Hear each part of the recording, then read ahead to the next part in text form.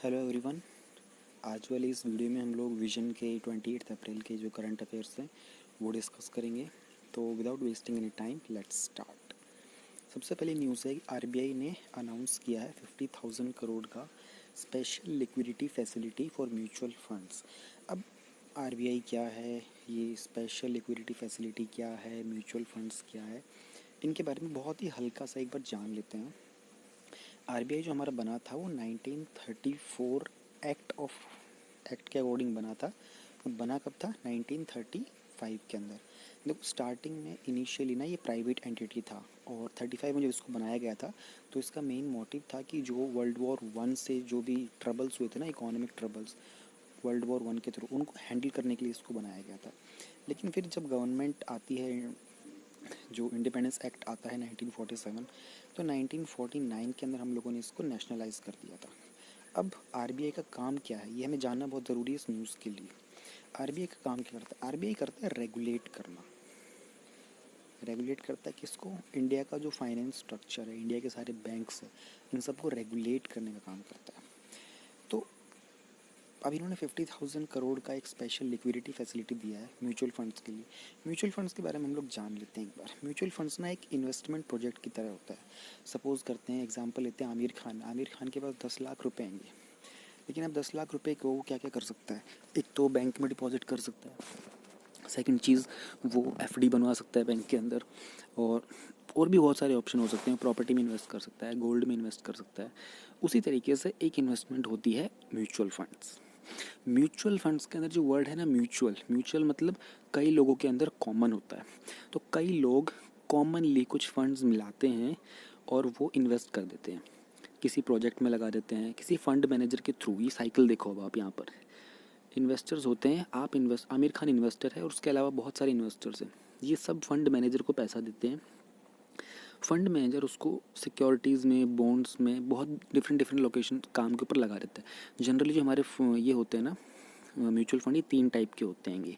एक होता है हमारा debt bond, debt fund, debt mutual fund. एक होता है हमारा इक्विटी वाला और एक होता है हमारा हाइब्रिड वाला।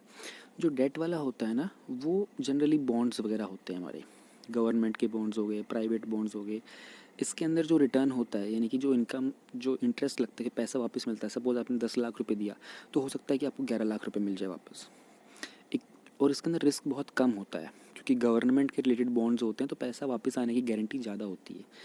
नेक्स्ट जो हमारा होता है इक्विटी बॉन्ड। इक्विटी बॉन्ड का मतलब होता है शेयर मार्केट टाइप की चीज़ें।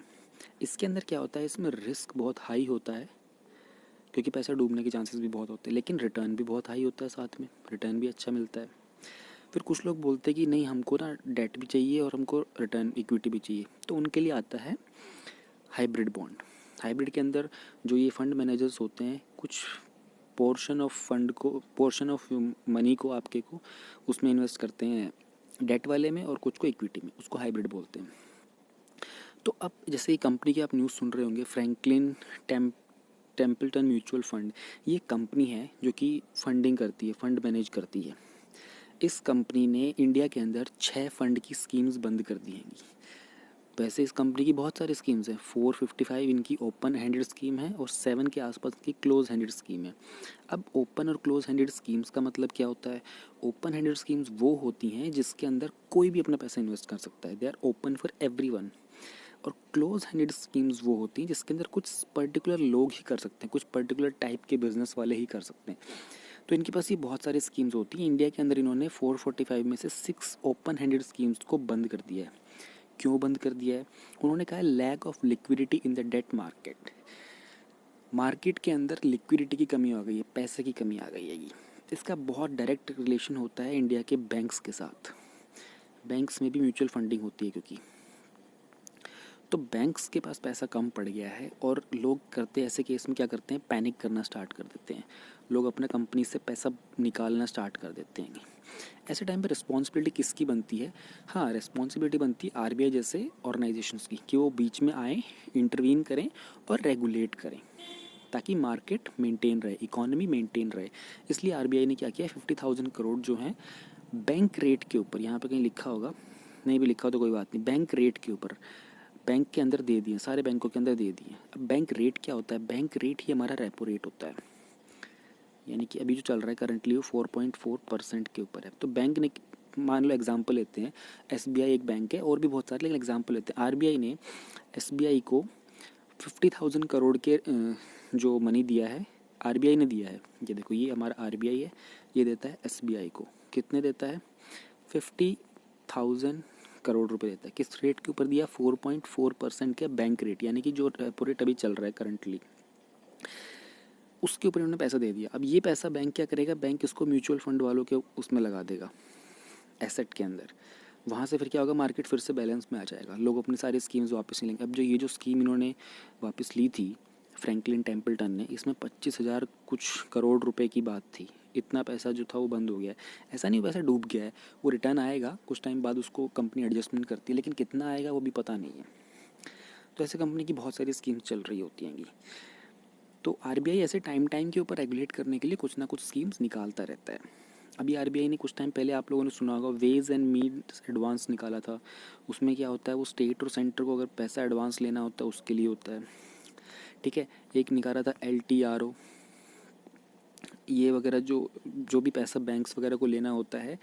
देखो, बैंक जब रेपो रेट के ऊपर पैसा लेता है ना, वो 1 से 14 डेज़ के ऊपर होता है रेपो रेट वो वाला। और रेपो रेट जो होता है ना, वो टाइम टू टाइम चेंज हो रहा होता है। लेकिन जब एक लॉन्गर पीरियड के लिए पैसा लेना होता है, तो बैंक ने उसके लिए LTRO जैसी चीज़ें निकाली थी। LTRO, TLTRO, ये सब चीज़ स्कीम्स निकाली थी। तो ये हमारी न्यूज़ है, इसके अंदर सब कुछ वही लिखा हुआ है। नेक्स्ट हम न्यूज़ पे चलते हैं अपनी पे। बड़ी अच्छी न्यूज़ है, trends in the world military expenditure 2019, जिसको रिलीज़ किया है सिप्री ने। सिप्री क्या है? सिप्री की फुल फॉर्म है Stockholm International Peace Research Institute. Stockholm की बात की जा रही है, तो स्टॉकहोम है स्वीडन की कैपिटल। तो यानी कि ये जो इंस्टीट्यूट है ये भी वहीं पर है। इसने कहा इंटरनेशनल पीस रिसर्च, अंतर्राष्ट्रीय अंतर्राष्ट्रीय लेवल के ऊपर जो पीस, शांति के बारे पर जो रिसर्च करता है, ये वो इंस्टीट्यूट है। तो भैया इन्होंने क्या ढूंढा है? इन्होंने एक रिसर्च में पता किया है कि 2019 के अंदर 2% ऑफ द ग्लोबल जीडीपी, जो कि बनता है 1917 बिलियन। देखो, अगर 2.2 इज इक्वल टू 1917 बिलियन, तो ऑन एन एवरेज ये क्या कहते हैं, ओवरऑल जीडीपी वर्ल्ड की कितनी होगी? अंदाज़ा लगाते हैं। 2.2 इज इक्वल टू 19, तो यानी कि 2 इंटू 5, यानी 19 इंटू 5, यानी कि अप्रॉक्स 95 के आसपास, 95 ट्रिलियन के आसपास हमारी जो वर्ल्ड जीडीपी है ना, वो होती है। तो वर्ल्ड जीडीपी आप याद रख सकते हो, गूगल पे आप सर्च करोगे तो 2018 की दिखाता है 80 बिलियन के आसपास। तो अभी करंटली 2020 की आपको 95 ट्रिलियन के आसपास दिख जाएगी। सॉरी, 80 बिलियन नहीं, 80 ट्रिलियन। ये हमारे वर्ल्ड की जीडीपी। इन्होंने कहा कि इसमें से 2.2% जो है वो मिलिट्री के ऊपर स्पेंड होता है। और एनुअल जो ग्रोथ हुई है 2019 से 80, वो अब तक की लार्जेस्ट हुई है। तो वर्ल्ड का जो मिलिट्री बर्डन है ना, वो एक डिक्लाइनिंग ट्रेंड के ऊपर है। अब मिलिट्री बर्डन क्या होता है? जो मिलिट्री का एक्सपेंडिचर होता है ना, जो जीडीपी के शेयर के ऊपर आता है, हर कंट्री का होता है, उसको हम लोग मिलिट्री का बर्डन बोलते हैं। Among the biggest spenders, India की रैंक 3rd है और यूएसए की रैंक 1st है, जो बिगेस्ट स्पेंड करते हैं। इंडिया जो है हाईएस्ट मिलिट्री, ये ना पूरे के पूरे जो स्टैटिस्टिक्स है ना, ये वाले कितना परसेंट कितना परसेंट कितना परसेंट, ये आप नोट डाउन कर लेना। ये पूरे के पूरे फैक्ट्स जो होते हैं ना, ये ब्राउनी पॉइंट्स होते हैं। ये इकोनॉमी में क्वेश्चन आ सकता है। ये कहीं भी आप, ऐसा नहीं कि ये वाली न्यूज़ आएगी तो ही, आप इन चीज़ों को डायरी अलग बना के ऐसी चीज़ें लिखते रहा करो। ये कहीं भी लिख सकते हो आप किसी भी अच्छे क्वेश्चन के अंदर। तो ये वाली उन्होंने कहा है कि इंडिया जो है साउथ एशिया में सबसे हाईएस्ट है। और फिर इन्होंने इसकी परसेंटेज दे रखी है भाई, किस ईयर में कितना इंक्रीज़ हुआ, किस ईयर में कितना इंक्रीज़ हुआ। एक बड़ा अच्छा पॉइंट इन्होंने दिया है, इंडिया की जो टेंशन और राइवलरी का मतलब होता है दुश्मनी, वो चाइना और पाकिस्तान से। तो चाइना और पाकिस्तान इंडिया के राइवल हो गए। उसके अंदर वो हैं, चाइना और पाकिस्तान के साथ जो राइवलरी है ना, वो मेजरली ड्राइव करती है इंडिया का जो मिलिट्री के ऊपर एक्सपेंडिचर का इंक्रीमेंट होता है उसको। नेक्स्ट न्यूज़ पर हम चलते हैं। नेक्स्ट न्यूज़ है हमारी इधर, governor's rule imposed in Assam's Bodoland territorial and district. ऊपर ऊपर की कहानी देखो, 6 शेड्यूल जो है हमारा कॉन्स्टिट्यूशन के अंदर, उसने प्रोविज़न दे रखा है किसको? हमारे गवर्नर को दे रखा है प्रोविज़न कि भैया आप असम के ये 4 जो हमारे स्टेट्स हैं, अभी मैं आपको सब बताऊंगा और एक्सप्लेन करके। उसने 4 स्टेट्स के अंदर एक ऑटोनॉमी की पावर दे रखी है। ऑटोनॉमी किस चीज़ की? डिस्ट्रिक्ट के काउंसिल बना दो आप, कुछ डिस्ट्रिक्ट होंगे वहाँ पर, उनके काउंसिल होंगे, उसके ऊपर आपकी ऑटोनॉमी, यानी कि उस डिस्ट्रिक्ट के अंदर आप कुछ भी कर सकते हो। कुछ भी मतलब क्या कर सकते हो? वहाँ का लैंड, वहाँ का फॉरेस्ट, वहाँ का शिफ्टिंग कल्टीवेशन वगैरह, वहाँ के विलेज, उनका साइज़ इंक्रीज़ करना, उनका नाम चेंज करना, लैंड उसमें क्या चीज़ें होंगी, इस चीज़ के ऊपर गवर्नर की ऑटोनॉमी दे रखी है। ये जो काउंसिल होता है ना, काउंसिल की ऑटोनॉमी होती है, काउंसिल के ऊपर गवर्नर उनका हेड होता है। तो न्यूज़ में ये कहना चाह रहा है ये कि अभी ये जो डिस्ट्रिक्ट काउंसिल था ना, इसके इलेक्शन होने थे, लेकिन कोविड-19 चल रहा है, तो भैया इलेक्शन कमीशन ने बोला कि अभी तो इलेक्शन नहीं हो सकते हैं। तो कब होंगे इलेक्शन पता नहीं। तो इतनी सी बात हुई है अभी, उसके अंदर क्या होता है फिर अब गवर्नर उसको डायरेक्ट कर सकते हैं। ये है इसके अंदर 4 स्टेट की हम बात कर रहे थे, कौन से हैं वो? असम है, मेघालय है, त्रिपुरा है, मिज़ोरम है। आर्टिकल कौन सा है हमारा? 244। ये ध्यान रखने वाली बात है कि बस अभी आप इसको बेशक पढ़ना चाहे पढ़ सकते हैं, लेकिन ऊपर की कहानी जानना बहुत इंपॉर्टेंट होता है। और असम में भी उसने कहा है कौन से इंस्टीट्यूट, क्योंकि ये प्रीलिम्स में आ सकता है। कौन से इंस्टीट्यूट्स हैं वो ये हैं, देखो, कोकराझार, चिरांग, बक्सा और उदलगुड़ी। ये बिल्कुल मेन में आने के चांसेस हैं, मेन में सॉरी प्रीलिम्स में आने के चांसेस है। वो क्या करेंगे? मैच द फॉलोइंग दे देंगे, इनमें से कोई एक डिस्ट्रिक्ट दे देंगे, एक किसी कंट्री का डिस्ट्रिक्ट दे देंगे, एक किसी दूसरे स्टेट का डिस्ट्रिक्ट दे देंगे और पूछ लेंगे कि क्या ये मैच जो है करेक्ट है नहीं है। ऐसे बनता है प्रीलिम्स का क्वेश्चन। आप लोग जो प्रीलिम्स के प्रीवियस ईयर के पढ़ोगे ना, आपको देखने का मिलेगा कि ऐसे ही क्वेश्चन बने हुए हैं अब तक। अब हम बात करते हैं survey of villages and mapping with improvise technology in village area, स्वामित्व स्कीम। बहुत ही सिंपल सी न्यूज़ है। आपको स्वामित्व स्कीम के बारे में जानना होगा, प्लस में ये भी जानना होगा कि पंचायती राज डे के दिन ये लॉन्च की गई थी। तो पंचायती राज डे जो होता हमारा 24 अप्रैल को सेलिब्रेट किया जाता है। उस दिन क्या हुआ था ऐसा स्पेशल? भैया उस दिन हमारा 73rd कॉन्स्टिट्यूशनल अमेंडमेंट एक्ट आया था। अब इसमें क्या आया था? इसमें ये आया था कि जो गांधी जी ने कुछ सिद्धांत दिए थे कि पंचायत राज बननी चाहिए, वो इस्टेब्लिश होनी स्टार्ट हो गई थी। तो अभी इन्होंने एक स्कीम लॉन्च की। स्कीम में क्या होगा? इस स्कीम के अंदर पायलट प्रोजेक्ट चलाया जाएगा 6 स्टेट्स में। कौन से 6 स्टेट्स होंगे? हरियाणा, कर्नाटका, एमपी, महाराष्ट्र, यूपी और उत्तराखंड। क्या करेंगे? ड्रोन से, ड्रोन टेक्नोलॉजी का यूज़ करके 4 साल के पीरियड के अंदर वहाँ के लैंड वगैरह जो है ना, उन सब की मैपिंग करेंगे। इसका ऑब्जेक्टिव यही है। तो उससे क्या होता है? उससे फाइनेंशियल स्टेबिलिटी आती है। बिल्कुल सही बात है, सबको लैंड कार्ड्स मिल जाएंगे अपने, तो सबके पास कोलेटरल हो जाते हैं। कोलेटरल का मतलब गिरवी रखने के लिए। किसी के पास जब कोलेटरल होता है तो वो लोन ईजिली ले सकता है। इससे फाइनेंशियल स्टेबिलिटी आ सकती है। ये बहुत ही डीप लेवल पे कनेक्टेड होते हैं, इसलिए ये स्कीम बहुत इंपॉर्टेंट हो जाती है। जनरली आप अगर गाँव वगैरह में देखते हो, वहाँ पंचायत वगैरह में आप बात करते हो, ब्लॉक डेवलपमेंट ऑफिसर वगैरह से मिलते हो, यहाँ पर पटवारीज वगैरह के ऊपर ज़मीन के जो कागजात होते हैं इतने पुराने होते हैं कि उन पर नंबर भी मिट चुके होते हैं, उनकी जो डायमेंशंस वगैरह होती हैं। तो ड्रोन की हेल्प से इन सब की मैपिंग की जाएगी, प्रॉपर डिजिटल पूरा प्लेटफॉर्म बनाया जाएगा, किससे कितना लैंड होता है, उसके अकॉर्डिंग उनको कार्ड बनाए जाएंगे। इससे क्या फ़ायदा होगा? फाइनेंशियल स्टेबिलिटी आएगी, एक्यूरेट लैंड रिकॉर्ड्स बनेंगे, बेटर क्वालिटी के ग्राम पंचायत डेवलपमेंट प्लान बनेंगे, प्रॉपर्टी रिलेटेड डिस्प्यूट्स होंगे वो कम होंगे। तो क्या ये छोटी चीज़ है? बहुत बड़ी चीज़ है। अब इसमें कौन सी मिनिस्ट्रीज इन्वॉल्व है, ये देखो प्रीलिम्स का क्वेश्चन ऐसे ही बन के आता है। ये वाली स्कीम किस मिनिस्ट्री के अंडर थी, उसमें ये ऑप्शंस दे देंगे और आपको कंफ्यूज करेंगे। नोडल मिनिस्ट्री का क्या है? नोडल मतलब जो मेजर मिनिस्ट्री है, रिस्पॉन्सिबल कौन सी है, वो है मिनिस्ट्री ऑफ पंचायती राज। उसके बाद सर्वे ऑफ इंडिया है हमारा, स्टेट रेवेन्यू डिपार्टमेंट है, स्टेट पंचायती राज डिपार्टमेंट है, प्रॉपर्टी ओनर्स हैं, ग्राम पंचायत है, एक्सेट्रा। नेक्स्ट हम न्यूज़ पे चलते हैं। नेक्स्ट न्यूज़ बड़ी इंटरेस्टिंग है। अगेन आरबीआई की न्यू अम्ब्रेला एंटिटी जो है एनयू, उसके बारे में बताया गया है। आरबीआई मैंने आपको बता दिया था स्टार्टिंग में, दोबारा रिवाइज कर देता हूँ। आरबीआई 1935 के अंदर बनाया गया था। एक इनिशियल लेवल पे प्राइवेट एंटिटी थी।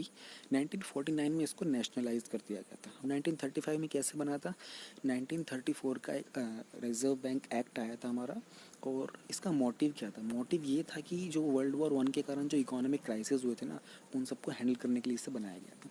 इससे करंटली जो गवर्नर हैं वो शक्तिकांता दास जी हैं, 4 इसमें डिप्टी गवर्नर्स होते हैं, और क्या कहते हैं, हेडक्वार्टर इसके मुंबई में है। अब हम बात करते हैं कि आरबीआई की न्यू अम्ब्रेला एंटिटी क्या चीज़ है। देखो, न्यू अम्ब्रेला एंटिटी जैसे आप लोगों ने कभी सुना होगा ना, आप लोग अगर ऑनलाइन पेमेंट करते हो तो उसमें आरटीजीएस होता है एक तो, और एक होता है हमारा एनईएफटी। बस ये अभी तक जो दो थे ये बहुत मेजर थे। इनके साथ में एक और कंपटीशन में लोग डाल रहे हैं, वो होगा न्यू अम्ब्रेला एंटिटी, NUE।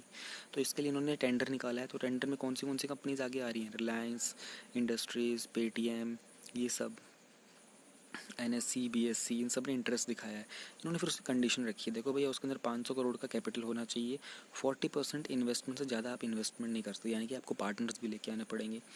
अच्छा, कंपनी ऐसा, RBI ऐसा क्यों करता है, ऐसी क्यों चीज़ें लेके आता है? ताकि एक सिस्टम की, एक मेथड की मोनोपोली ना हो जाए। जैसे अभी करंटली अगर आप देखते हो नेटवर्क टेलीकम्युनिकेशन में क्या चल रहा है, जियो जो है ना धीरे धीरे मोनोपलाइज करने की कोशिश कर रहा है मार्केट को, क्योंकि एयरटेल के ऊपर बहुत बड़ा डेट आ चुका है, और वोडाफोन आइडिया का तो पता ही नहीं है, इतने सारे डेट के अंदर हैं वो लोग, कभी बंद हो सकती हैं कंपनियाँ। तो सारी अगर बंद हो जाएंगी, BSNL को तो यूज़ ही कितने लोग करते हैं, तो मोनोपोली किसकी हो जाएगी? जियो की हो जाएगी। कंपटीशन अगर नहीं होता है ना अच्छा, तो क्या होता है, जियो अपनी मर्ज़ी से प्राइस को रेगुलेट कर सकता है। जब कंपनीज बहुत सारी होती है ना, आपने एक टाइम पे सुना होगा कि एक बार पे टाटा डोकोमो भी हुआ करता था, BSNL थे, MTNL थे, आइडिया अलग था, वोडाफोन अलग था, एयरटेल अलग था, और उसके अलावा भी एक उन्नूर करके भी आता था। बहुत सारी कंपनीज थी। तो उस टाइम पे क्या कहते, प्राइसेस सारे डाउन आ गए थे। ज़्यादा कंपटीशन होता है मार्केट के अंदर तो प्राइसेस डाउन होते हैं, कंपटीशन बिल्कुल कम होता है तो उस चीज़ के प्राइसेस बहुत हाई हो जाते हैं। तो जो चीज़ मार्केट में महंगी मिलती है ना, उसका मतलब बहुत सिंपल सी बात है कि उसकी कंपटीशन बहुत कम है, और जो चीज़ बहुत सस्ते में मिल रही है उसका कंपटीशन बहुत ज़्यादा है। तो गवर्नमेंट ने ये एक पेमेंट की स्कीम निकाली दूसरी, उसके लिए उन्होंने रिक्वायरमेंट्स मांगी। ये SBI जो RBI का जो एक्ट, उसमें इसको ऑथराइज़ किसके अंडर किया जाएगा? Payment and settlement system act 2007। ये प्रीलिम्स का पार्ट है। ये पूरा का पूरा जो है ना, एक्चुअली ये पूरा का पूरा क्वेश्चन ही ना प्रीलिम्स का बनता है। ऐसे ही क्वेश्चन उठा के देंगे और इसमें से ऑप्शन, यही सारे ऑप्शन डाल देंगे, इसमें एक की अमाउंट चेंज कर देंगे, मान हो सकता है 500 को 5000 करोड़ कर देंगे, हो सकता है 40% को 80% कर देंगे, बस, और आपको वहीं पे घुमा देंगे। बस इसको ध्यान से पढ़ो। अब हम चलते हैं जो माइनर न्यूज़ होती हैं। देखो, मैं आपको हर बार बताता चलूँगा इन न्यूज़ को ना, मैंने क्या करना स्टार्ट कर दिया, मैंने इनके इतने पार्ट के ना पूरे के स्क्रीनशॉट फ़ोन में सेव करता जा रहा हूँ। जनवरी में इनका स्टार्ट हुआ था डेली न्यूज़ वाला, क्योंकि प्रीलिम्स में क्वेश्चन पता है क्या आएगा? जैसे कि मान लो एमूर फैल्कॉन की बात की जाएगी, एमूर फैल्कॉन के ऊपर इसने आज यहाँ पर तो न्यूज़ दे दी इन्होंने।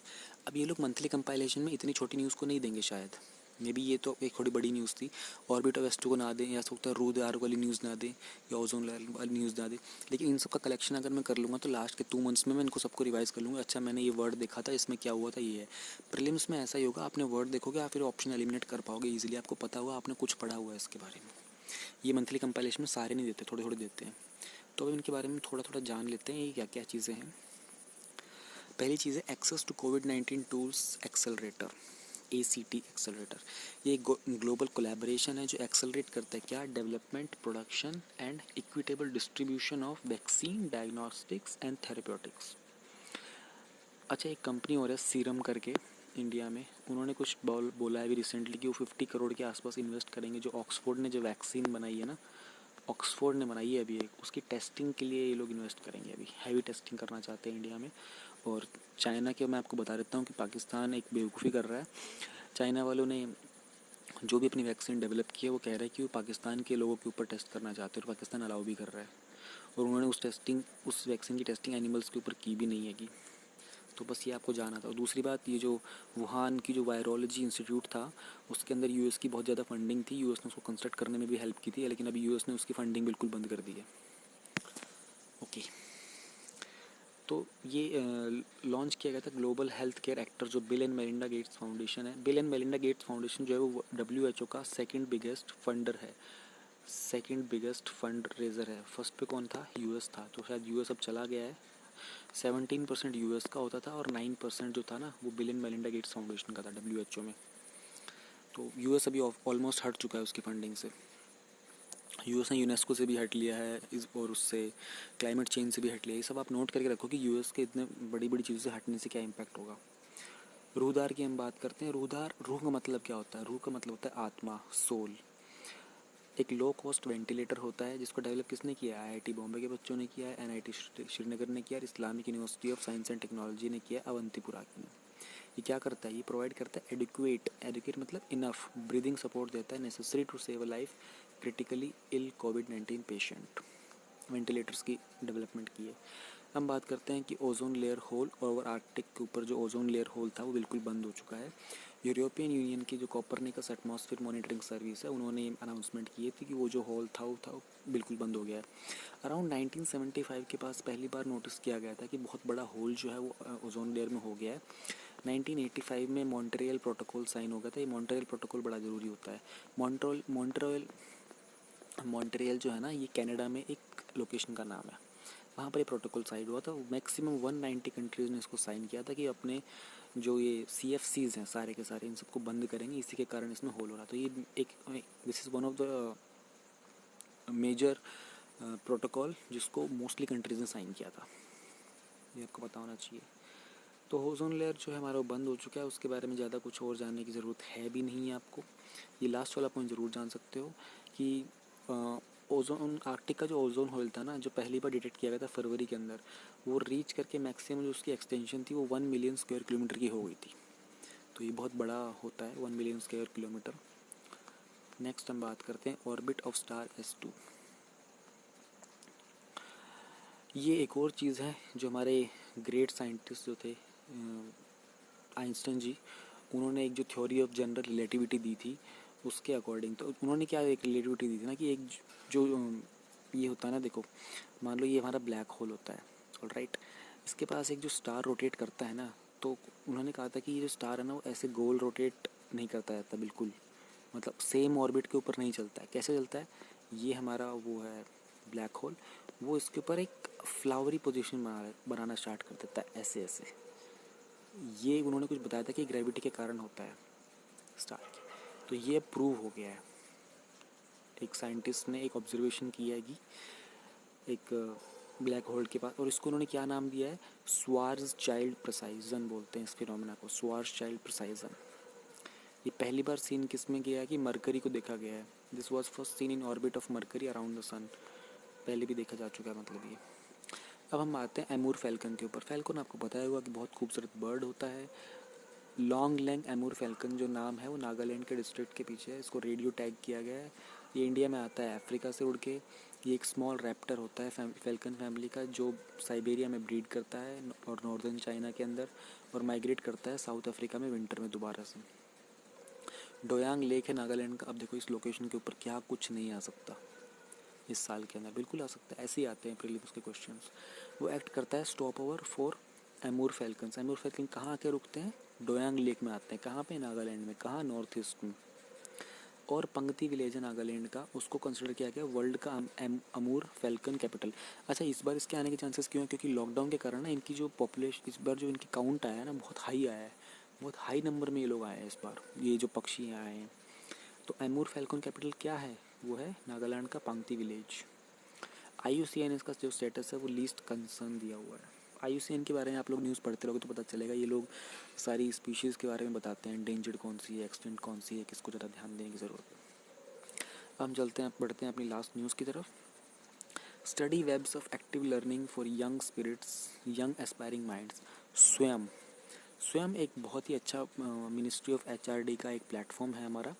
जैसे ऑनलाइन आप कोर्स देखते हो ना, जैसे MIT जो वेबसाइट है, MIT जो इंस्टीट्यूट है, उनके ऑनलाइन कोर्सेज होते हैं, ऑक्सफोर्ड के, ये स्टैनफोर्ड के, ऑनलाइन ही लोग कोर्सेज कराते रहते हैं। ये वोकेशनल कोर्सेज होते हैं छोटी छोटी चीज़ों के ऊपर, एथिकल हैकिंग के ऊपर करा दिया, फोटोशॉप पे करा दिया। ऑनलाइन कोर्सेज होते हैं छोटे मोटे, लेकिन इनकी वैल्यू बहुत होती है। सर्टिफाइड कोर्सेज होते हैं, मार्केटिंग का करा दिया, और डिजिटल मार्केटिंग का करा दिया, सोशल मीडिया हैंडलिंग का। इसी तरीके से इंडिया ने अपना स्टार्ट किया था। उसके जो 6 कोर्सेज थे, इंडिया ने बहुत सारे कोर्सेज किए थे। उसमें से जो 6 कोर्सेज थे ना, वो एक क्लास सेंटर लिस्ट होती है जो उनको एनालाइज करती है, उनको जज करती है। उसके अंदर जो टॉप 30 थे उसमें से 6 हमारे इंडिया के गए हैं। समझ रहे हो ना, टॉप जो 30 की लिस्ट थे उसमें 6 इंडिया के आए हैं, और वो 6 कौन कराता था, स्वयं कराता था।